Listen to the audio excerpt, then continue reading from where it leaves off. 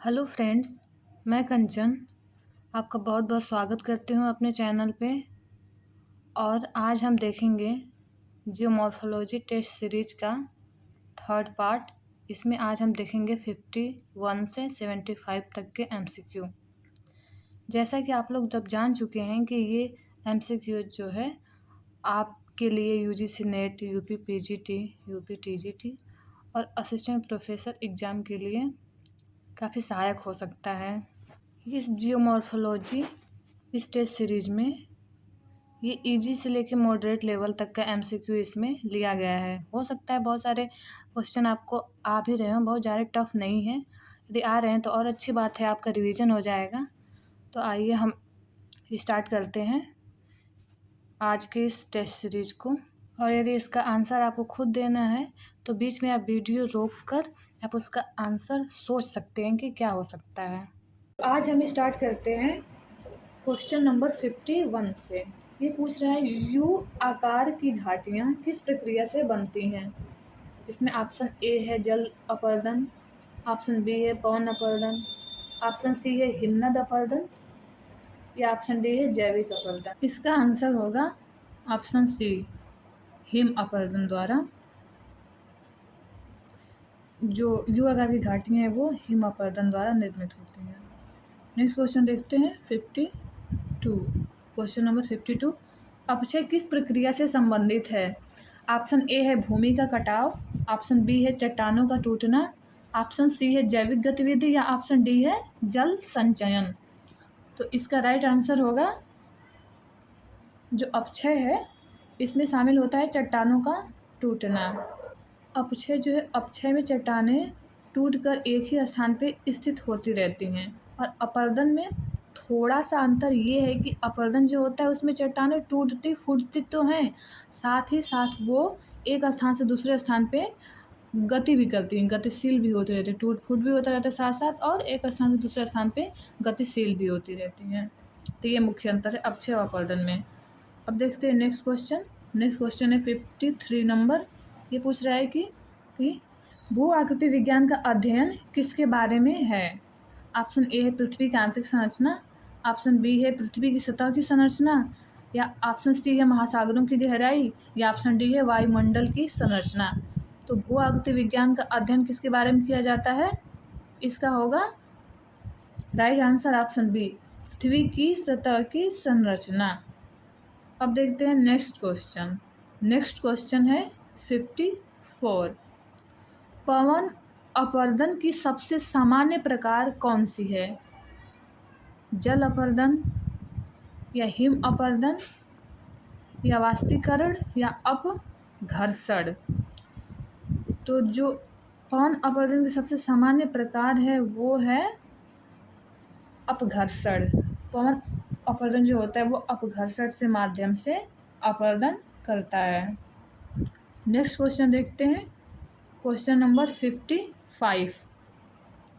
भूमिगत जल के कारण बनने वाली गुफाएं किस प्रकार से या किस प्रक्रिया से बनती हैं।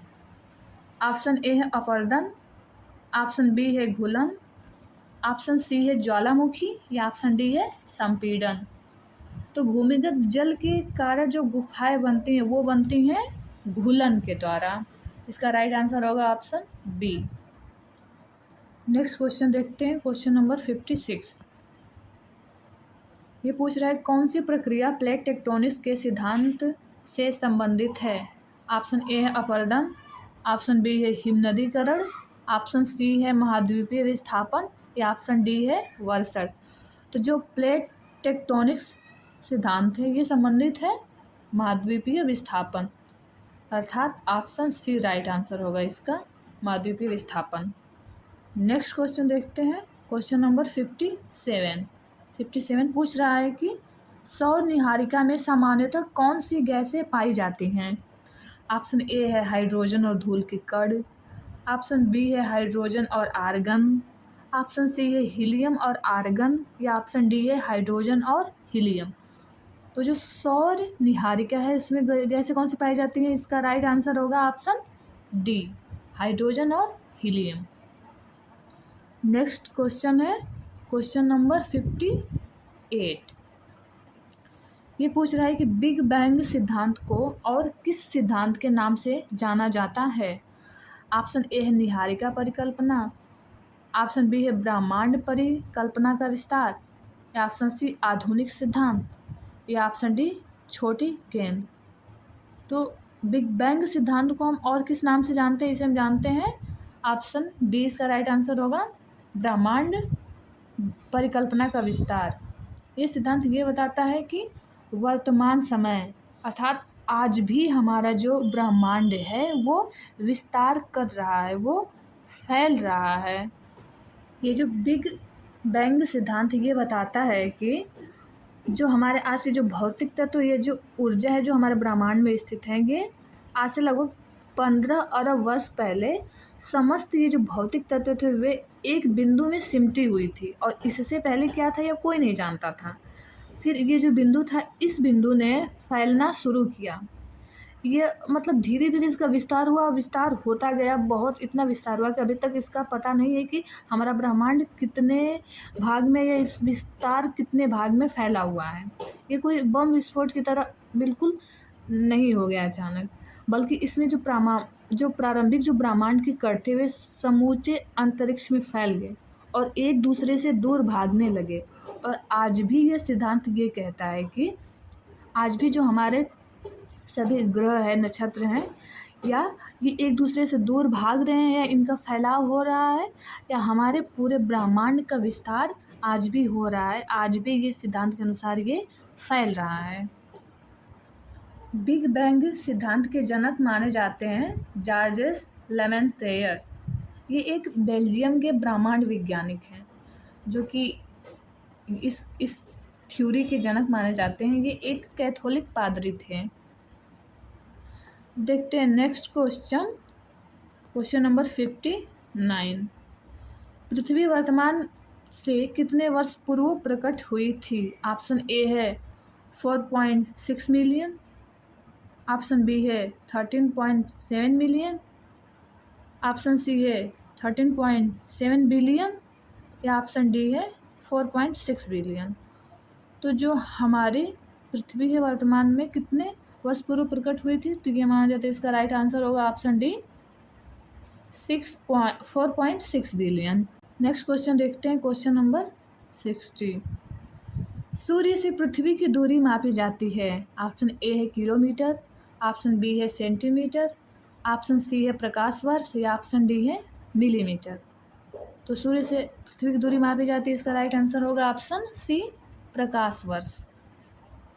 नेक्स्ट क्वेश्चन है 61। ये पूछ रहा है कि पृथ्वी की आंतरिक परतों का घनत्व ऊपरी परतों की अपेक्षा होता है। ऑप्शन ए है कम, ऑप्शन बी है अधिक, ऑप्शन सी है बराबर होता है, या ऑप्शन डी है व्युत्क्रमानुपाती। तो इसका राइट आंसर होगा ऑप्शन बी अधिक। नेक्स्ट क्वेश्चन देखते हैं, नेक्स्ट क्वेश्चन है 62। ये पूछ रहा है कि सियाल के मुख्य संघटक हैं। ऑप्शन ए है सिलिका और मैग्नीशियम, ऑप्शन बी है निकेल और आयरन, ऑप्शन सी है सिलिका और एल्यूमिनियम, और ऑप्शन डी है इनमें से कोई नहीं। तो सियाल के मुख्य संघटक हैं, इसका राइट आंसर होगा ऑप्शन सी सिलिका और एल्यूमिनियम।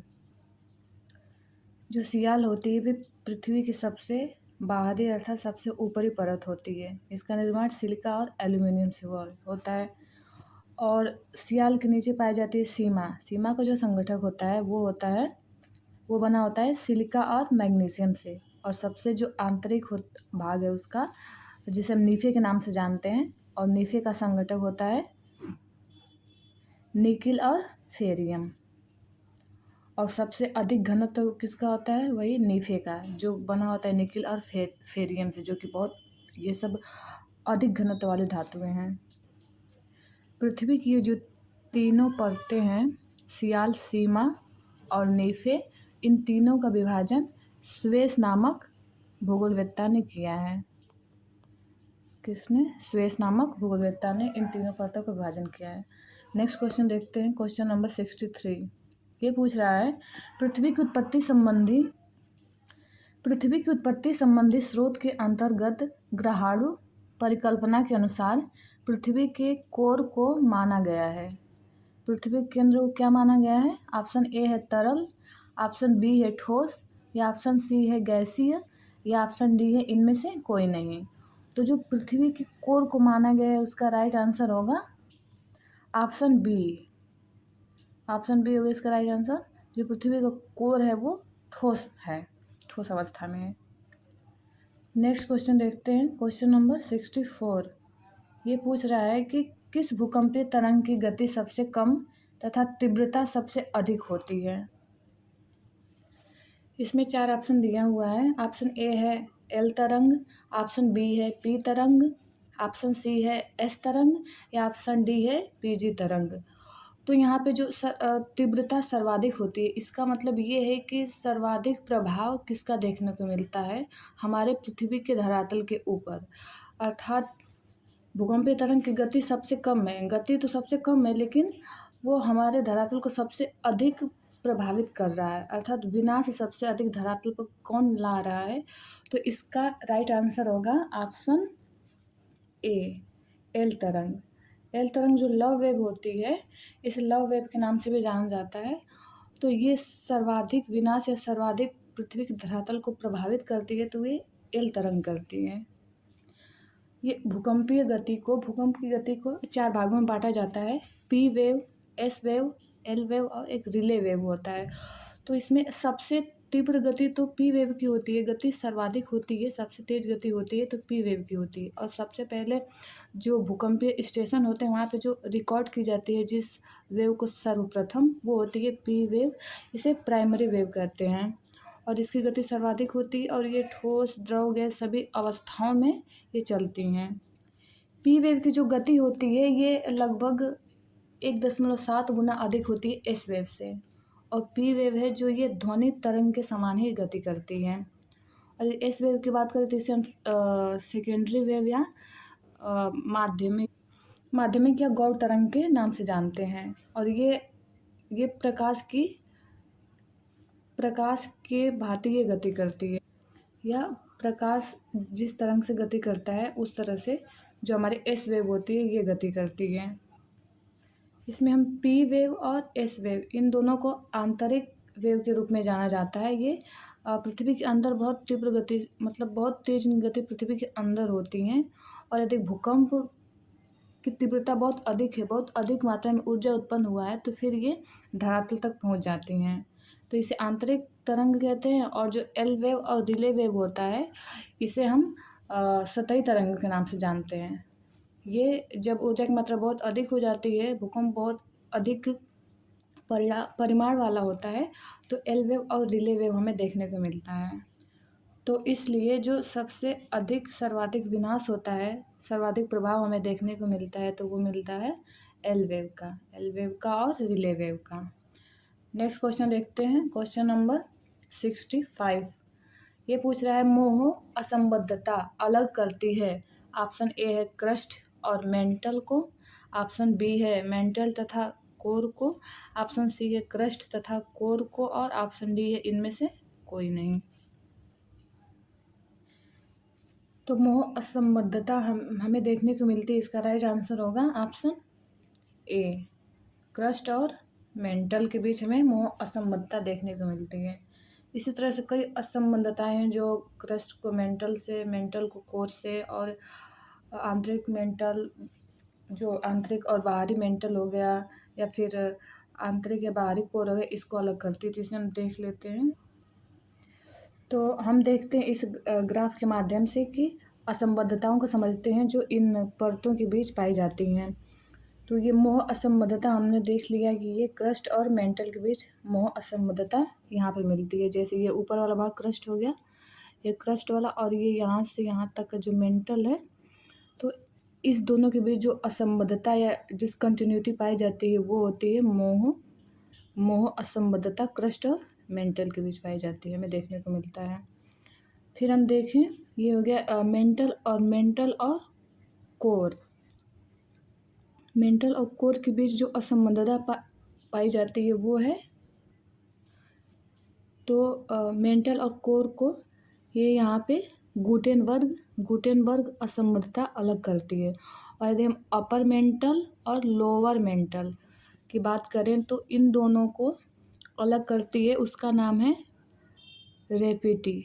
ये जो यहाँ पे जो असंबद्धता पाई जाती है अपर मेंटल और लोअर मेंटल के बीच, वो उसका नाम है रेपिटी असंबद्धता उसे अलग करती है। और हम यदि आउटर कोर और इनर कोर की बात करें कि इसको कौन सी डिसकंटिन्यूटी अलग करती है, तो इसे अलग करती है लेहमैन असंबद्धता द्वारा आउटर कोर और इनर कोर विभाजित होता है। और एक होता है कोनार्ड डिसकंटिन्यूटी, तो वो अलग करता है, वो सबसे ऊपर परत में पाई जाती है, वो क्रस्ट को अलग करता है। ये भी आउटर क्रस्ट और इनर क्रस्ट को जो होता है यहाँ पे हमें कोनार्ड डिसकंटिन्यूटी देखने को मिलती है। तो ये है पृथ्वी की परतों को विभाजित करने वाली असंबद्धताएं। नेक्स्ट क्वेश्चन देखते हैं। नेक्स्ट क्वेश्चन है क्वेश्चन नंबर 66। ये पूछ रहा है कि सूची 1 को सूची 2 से सुमेलित कीजिए तथा सूचियों के नीचे दिए गए कूट से सही उत्तर चुनिए। यहाँ पे 2 मतलब गलती हो गया है, तो यहाँ पे 2 होना चाहिए था। सूची 1 में दिया हुआ है ज्वालामुखी पर्वत और सूची 2 में दिया हुआ है देशों के नाम कि ये ज्वालामुखी पर्वत किस देश में स्थित है। तो ए दिया है माउंट रेनर, इसके सामने दिया है इटली। ऐसे ज्वालामुखी के नाम है जैसे मान लीजिए माउंट रेनर हो गया, ऑप्शन बी में है माउंट एटना, ऑप्शन सी में है माउंट पेरिकुटिन और ऑप्शन डी है माउंट एपो। और इस साइड दिया हुआ है देशों के नाम, जैसे हो गया इटली हो गया, मैक्सिको हो गया, फिलीपींस हो गया और यूएसए। तो ये ज्वालामुखी पर्वत किस देश में स्थित है, तो इसका राइट आंसर होगा, इसको मिलान करते हैं, माउंट रेनर जो है ये यूएसए में सिचुएटेड है। माउंट एटना की बात करें तो ये स्थित है इटली में। और माउंट पेरिकुटिन जो है ये मैक्सिको में स्थित है। और माउंट एपो फिलीपींस में है। तो ये इसका राइट आंसर, इसका देख लेते हैं। ये इसका मिलान सही है, ये इसका राइट आंसर है। अब देखते हैं नेक्स्ट क्वेश्चन को। नेक्स्ट क्वेश्चन है 67। ये पूछ रहा है कि पृथ्वी की सतह का वह भाग जिस पर भूकंपीय तरंगों को सर्वप्रथम रिकॉर्ड किया जाता है कहलाता है।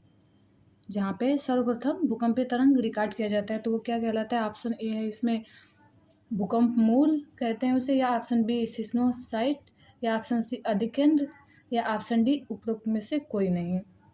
तो इसका राइट आंसर होगा कि वह सतह जहाँ पे सबसे पहले भूकंपीय तरंगों को रिकॉर्ड किया जाता है उसे हम कहते हैं अधिकेंद्र या एपिसेंटर। इसका राइट आंसर होगा ऑप्शन सी। और जो भूकंप मूल होता है, जो फोकस कहलाता है, वो होता है जहाँ पे भूकंप सर्वप्रथम उत्पन्न होता है, जहाँ से भूकंप उत्पन्न होता है। ये जैसे ये हो गया भूकंप मूल, मान लीजिए कि यहाँ पे भूकंप उत्पन्न हो रहा है पृथ्वी के अंदर, तो ये इसका भूकंप मूल कहलाएगा। और यहाँ से उत्पन्न होकर तरंगे सर्वप्रथम जहाँ पे धरातल पे जिस स्थान पे सर्वप्रथम रिकॉर्ड की जाती है ये कहलाता है अधिकेंद्र या एपिसेंटर। ये अंतर है दोनों में।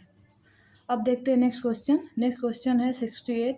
ये पूछ रहा है कि निम्नलिखित में से कौन विश्व का सबसे ऊंचा ज्वालामुखी पर्वत है। ऑप्शन ए है माउंट पिनाटुबो, ऑप्शन बी है माउंट ताल, ऑप्शन सी है माउंट किलिमंजारो, या ऑप्शन डी है माउंट कोटोपैक्सी। तो इसका राइट आंसर होगा option D mount Cotopaxi. Mount Cotopaxi जो है ये साउथ अमेरिका के एक देश है इक्वेडोर में स्थित है माउंट कोटोपैक्सी, जो कि विश्व का सबसे ऊंचा ज्वालामुखी पर्वत है। नेक्स्ट क्वेश्चन देखते हैं, क्वेश्चन नंबर 69। 69 पूछ रहा है कि सूची 1 और सूची 2 को सुमेलित कीजिए तथा नीचे दिए कूट को सही उत्तर चुनिए कूट से। इसमें भी दिया है कि इधर दिया है पर्वतों के नाम और इधर दिया है देशों के नाम। कौन सा पर्वत किस देश में स्थित है। ऑप्शन ए है माउंट किनाबालू, ऑप्शन बी है ऑप्शन सी है एकांकागुआ, ऑप्शन डी है किलिमंजारो। और देशों के नाम है अर्जेंटीना, मलेशिया, तंजानिया और ईरान। तो इसका देखते हैं, मिलान करते हैं। माउंट किनाबालू देखें तो ये स्थित है, माउंट किनाबालू है मलेशिया में। और अल्बर की बात करें तो ये स्थित है ईरान में। एकांकागुआ जो है अर्जेंटीना में स्थित है। और किलिमंजारो ये जो एक अफ्रीकन कंट्री है तंजानिया, ये तंजानिया में स्थित है। तो ये इसका राइट आंसर है, ये इसका मिलान सही है। अब देखते हैं नेक्स्ट क्वेश्चन। नेक्स्ट क्वेश्चन पूछ रहा है क्वेश्चन नंबर 17, कार्बोनिफेरस युग में जो जुड़ी पृथ्वी के सभी स्थलखंड को वेगनर ने क्या नाम दिया था? ऑप्शन ए है पैंजिया, ऑप्शन बी है गोंडवाना लैंड, ऑप्शन सी है अंगारा लैंड या ऑप्शन डी है टेथिस सागर। तो जो कार्बोनिफेरस युग में जो पूरा स्थलखंड पृथ्वी का जुड़ा हुआ था उसे वेगनर ने नाम दिया था पैंजिया, पैंजिया के नाम से उसे जाना जाता है। और जो सागर था वो था पैंथालासा। नेक्स्ट क्वेश्चन देखते हैं, क्वेश्चन नंबर 71, निम्नलिखित पर विचार कीजिए। इसमें दिया है 6 ऑप्शन दिया है और इस ऑप्शन के बेस पे क्वेश्चन पूछा हुआ है। तो पहले हम ऑप्शन पढ़ लेते हैं।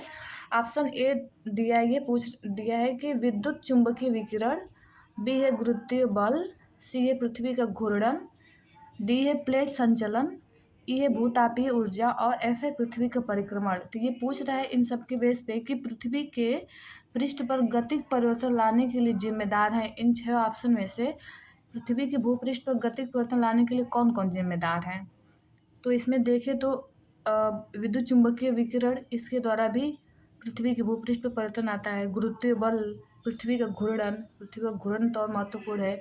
फिर प्लेट संचलन, चाहे वो प्लेट संचलन हो या भूतापीय ऊर्जा हो या पृथ्वी का परिक्रमण, ये 6 ऑप्शन जो है पृथ्वी के पृष्ठ पर गतिक परिवर्तन लाने के लिए बहुत ही महत्वपूर्ण हैं, महत्वपूर्ण भूमिका निभाते हैं। तो इसका राइट आंसर हो जाएगा ऑप्शन डी, यानी 6 ऑप्शन इसके सही हैं। नेक्स्ट क्वेश्चन देखते हैं, क्वेश्चन नंबर 72, महाद्वीप अलग कैसे हुए? इस पे ऑप्शन दिया है। ऑप्शन ए है ज्वालामुखी फूटने से अलग हुए, ऑप्शन बी विवर्तनिक क्रिया से, या ऑप्शन सी चट्टानों के वलन और भ्रंशन से, या ऑप्शन डी होगा उपरोक्त सभी। तो इसका राइट आंसर होगा ऑप्शन बी विवर्तनिक क्रिया। विवर्तनिक क्रिया द्वारा महाद्वीप अलग हुए। इसमें जो प्लेटें हैं, प्लेटों का विस्तार हो या प्लेटें एक दूसरे के पास आ रही हैं, एक दूसरे के दूर जा रही हैं, जो भी विवर्तनिक क्रियाएं होती हैं, इस प्रक्रिया के फलस्वरूप महाद्वीप अलग हुए थे। नेक्स्ट क्वेश्चन है क्वेश्चन नंबर 73, भारत प्राचीन सुपर महाद्वीप गोंडवाना लैंड का भाग था, इसमें वर्तमान समय का भूभाग शामिल था। इसमें और पूछ रहा है कि भारत तो था ही महाद्वीप गोंडवाना लैंड का भाग, इसके साथ साथ इसमें से और कौन कौन सा गोंडवाना लैंड का भाग था उस समय। इसमें ऑप्शन दिया है वह दक्षिण अमेरिका दिया है, अफ्रीका दिया है, ऑप्शन सी ऑस्ट्रेलिया और ऑप्शन डी ये सभी। तो जो गोंडवाना लैंड था उसमें दक्षिणी अमेरिका, अफ्रीका, ऑस्ट्रेलिया ये तीनों शामिल थे, भारत भी शामिल था इसमें। तो इसका राइट आंसर हो जाएगा ऑप्शन डी ये सभी। नेक्स्ट क्वेश्चन देखते हैं, क्वेश्चन नंबर 74, इनमें से कौन सी लघु प्लेट नहीं है? ऑप्शन ए है नजका, ऑप्शन बी है अरब, ऑप्शन सी है ऑस्ट्रेलिया या ऑप्शन डी है फिलीपींस। तो इसका राइट आंसर होगा ऑप्शन सी ऑस्ट्रेलिया। ऑस्ट्रेलिया एक लघु प्लेट नहीं, एक बृहद प्लेट है। बृहद प्लेट है, जो सातों प्लेट है उसमें सबसे छोटी प्लेट है ये बड़ी प्लेट का एक रूप है। और बाकी जो नजका प्लेट है, अरब प्लेट हो गया, फिलीपींस, ये सब सारे छोटी छोटी प्लेटें हैं। नेक्स्ट क्वेश्चन देखते हैं, क्वेश्चन नंबर 75, ये पूछ रहा है कि हिमालय पर्वत के साथ भारतीय प्लेट की सीमा किस तरह की प्लेट सीमा है? ऑप्शन ए दिया है महासागरीय महाद्वीपीय अभिसरण, या ऑप्शन बी अपसारी सीमा, या ऑप्शन सी रूपांतर सीमा, या ऑप्शन डी है महाद्वीपीय अभिसरण सीमा। तो हिमालय पर्वत के साथ जो भारतीय प्लेट की सीमा है ये एक तरह से महाद्वीप अभिसरण है, क्योंकि उधर यूरेशिया प्लेट आती है इधर से, और इधर से जो हमारी भारतीय उपमहाद्वीप प्लेट जो जा रही है, तो ये एक दूसरे के क्या है पास आ रही हैं, यानी अभिसरण कर रही हैं। तो ये जो सीमा है, प्लेट सीमा की बात करें तो ये महाद्वीपीय अभिसारित सीमा के नाम से हम इसे जान सकते हैं। ये आज का लास्ट क्वेश्चन रहा, फिर मिलते हैं हम नेक्स्ट वीडियो में। तब तक के लिए आप लोगों का बहुत बहुत धन्यवाद ये वीडियो देखने के लिए।